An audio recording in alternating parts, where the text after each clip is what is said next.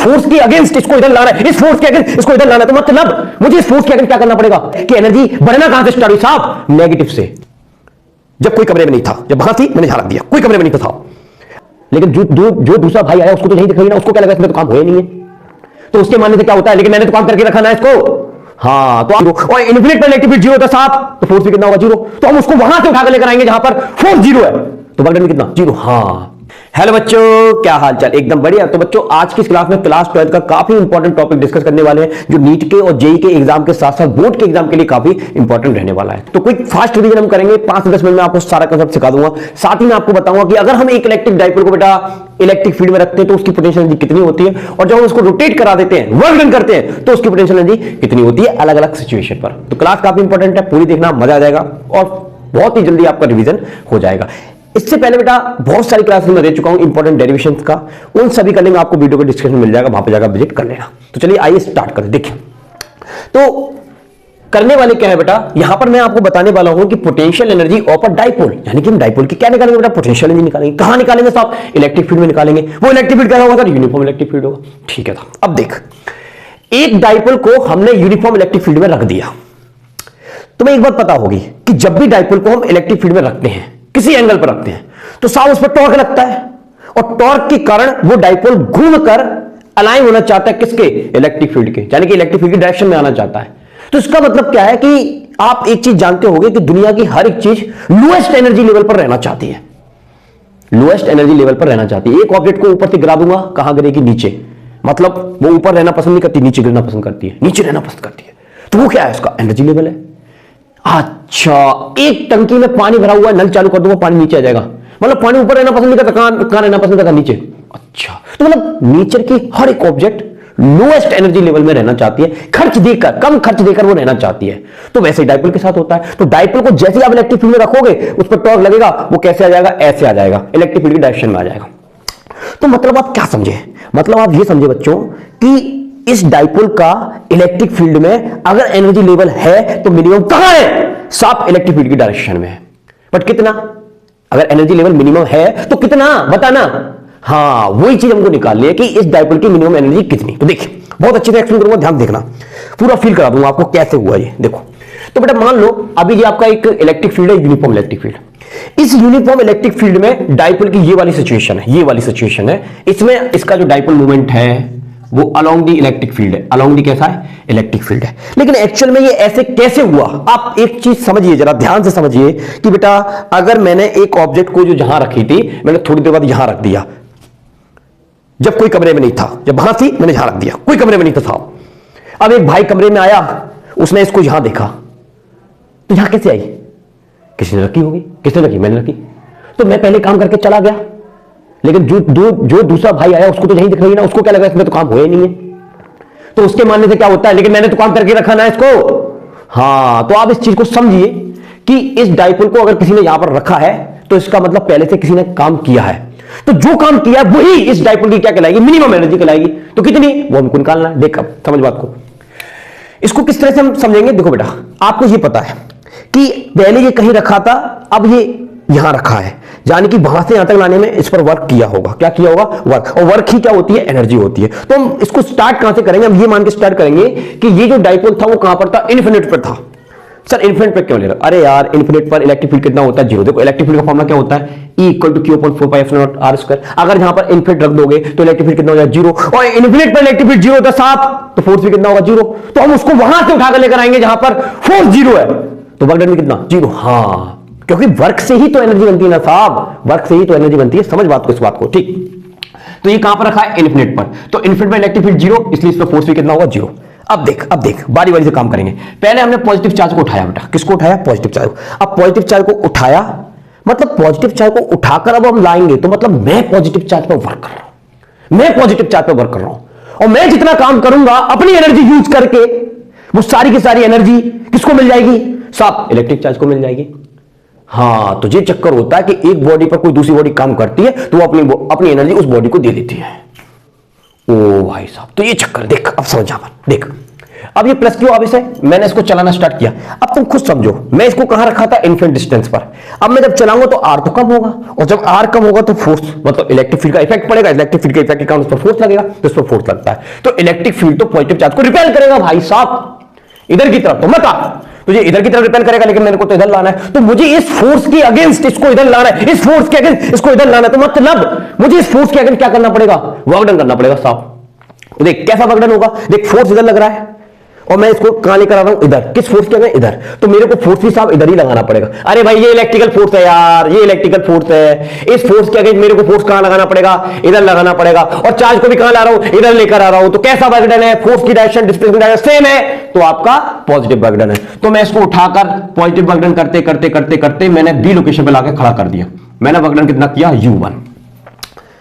कैसा work done किया, positive. बात समझ नहीं, ठीक है साहब। तो अब हमारा इलेक्ट्रिक फील्ड में पॉजिटिव चार्ज आ गया, लेकिन डाइपोल तो नहीं बना, डाइपोल में तो दो चार्ज होते हैं, तो एक चार्ज और चाहिए, तो एक और चार्ज लेंगे, वो चार्ज क्या है, माइनस क्यू। अब साहब माइनस क्यू भी कहां रखा है, इन्फिनिटी पे रखा है, इन्फिनिटी पे इलेक्ट्रिक फील्ड कितना होगा, जीरो, फोर्स कितना लगेगा, जीरो। अच्छा साहब, तो अब मैं इसको चलाऊंगा, अब जैसे ही चलाऊंगा तो इलेक्ट्रिक फील्ड इसको अपनी तरफ खींच लेगा। हाँ, तो इस पर तो वर्क डन हमको करना नहीं पड़ेगा, लेकिन ये तो बात मानी नहीं जाएगी, जब तक हम वर्क डन नहीं करेंगे तब तक इसमें एनर्जी नहीं बनेगी। तो हमको क्या करना पड़ेगा बेटा, कि इस पर जो फोर्स लगेगा, देखो इस पर फोर्स कहां लग रहा है, इधर की तरफ, नेगेटिव चार्ज फोर्स कहां लग रहा है, इधर की तरफ, तो मैं फोर्स कर रहा हूं इधर की तरफ, और लेकर मैं इधर आऊंगा। देख सुन ध्यान से, इलेक्ट्रिकल फोर्स लग रहा है पीछे की तरफ, तो ये अगर मैं छोड़ दूंगा तो ये तो खुद ही चला जाएगा। हाँ, तो मेरे को फोर्स सामने लगाना पड़ेगा और लेके क्या आऊंगा, पीछे, आराम आराम से, आराम आराम से, आराम आराम से, बिना एक्सीलरेट करते हुए ऐसे। तो देख फोर्स कहां लगाया, इधर, डिस्प्लेसमेंट कहां किया, इधर, कैसा वर्क डन है, नेगेटिव। तो इस चार्ज को मैं यहां तक ले आया पॉइंट बी तक, कैसा वर्क डन कर लिया मैंने, U2 वर्क डन कर लिया, लेकिन नेगेटिव। पॉजिटिव चार्ज को यहां तक लाया था, कैसा वर्क डन किया था, पॉजिटिव। तो यहां पर आने पर पॉइंट बी पर टोटल वर्क डन कितना हो गया, जीरो वर्क डन हो गया, और दोनों चार्ज भी पहुंच गए, प्लस क्यू पहुंच गया और माइनस क्यू पहुंच गया। लेकिन डाइपोल बन गया क्या, अभी डाइपोल नहीं बना बच्चा, डाइपोल के लिए डिस्टेंस चाहिए 2a, तो अब हमने इसको 2a डिस्टेंस तक और चलाया, तो साहब हमको और वर्क डन करना पड़ेगा, तो और वर्क डन करके हमने यहां पर खड़ा कर दिया, तो अब ये बन गया आपका डाइपोल। तो इन्फिनिट से वहां तक, इन्फिनिट से बी तक लाने में कितना वर्क किया, U1 प्लस क्यू चार्ज को माइनस क्यू चार्ज को माइनस U2, टोटल कितना हुआ, जीरो।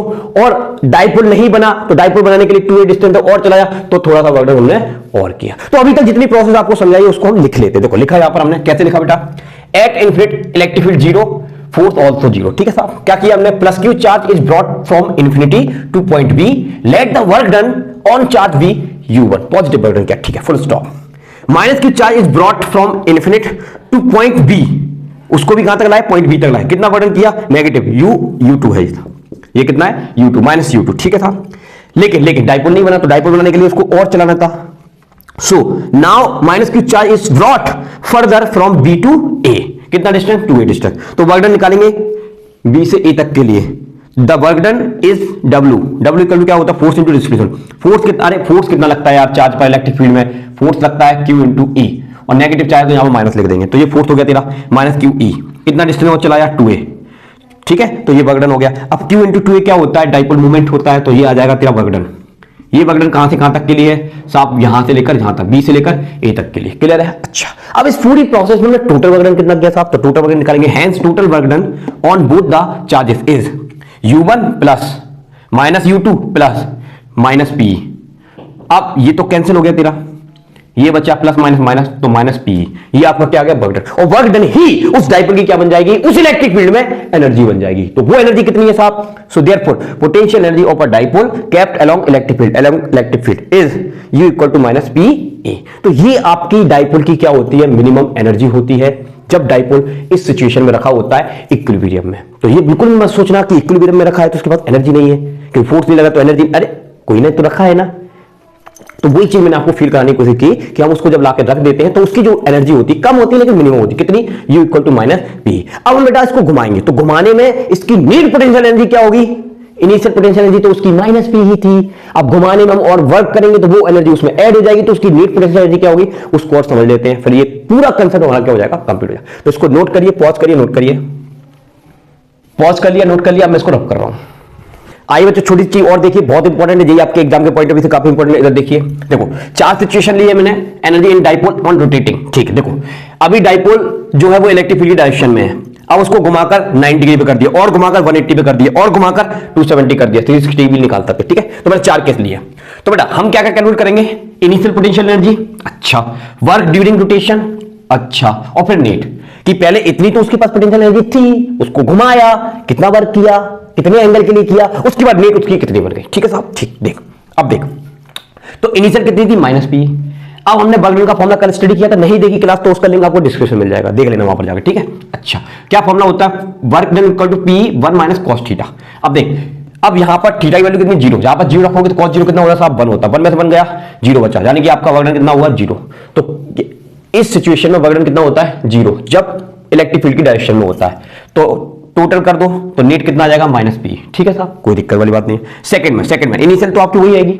अब आपने उसको घुमाकर 90 डिग्री कर दिया, घुमाकर कितना, 90 डिग्री, तो जीरो से 90 डिग्री के लिए वर्क डन कितना होता है, तो आप इस फॉर्मूले से कैलकुलेट करोगे तो कितना होता है, प्लस ही होता है। कितना होता है, प्लस ही, क्योंकि कॉस जीरो की वैल्यू कितनी, सॉरी कॉस 90 वैल्यू कितनी होती है, जीरो, और 1 में से जीरो जाएगा तो 1 बचेगा, मल्टीप्लाई करो तो इतना ही आएगा। इन दोनों को ऐड किया तो नेट एनर्जी कितनी हो गई, जीरो।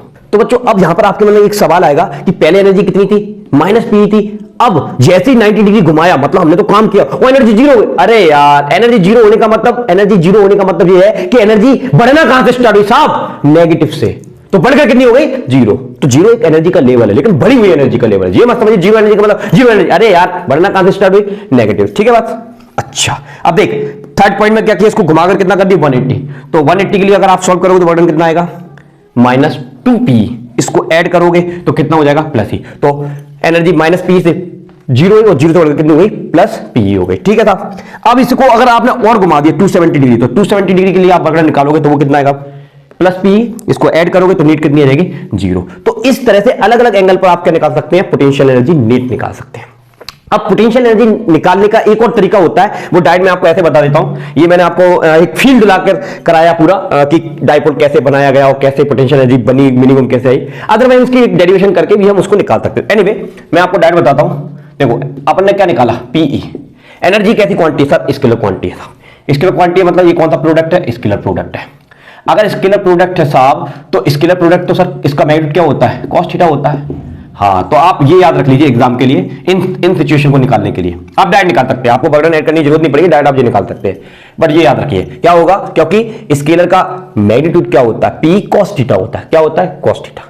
तो बस कॉस थीटा की जो भी वैल्यू यहां पुट करते जाइए। देखिए कॉस जीरो रखूंगा मैं, तो कॉस जीरो कितना होता है, 1, कितना आएगा, माइनस पी। देखो डायरेक्ट आंसर आया।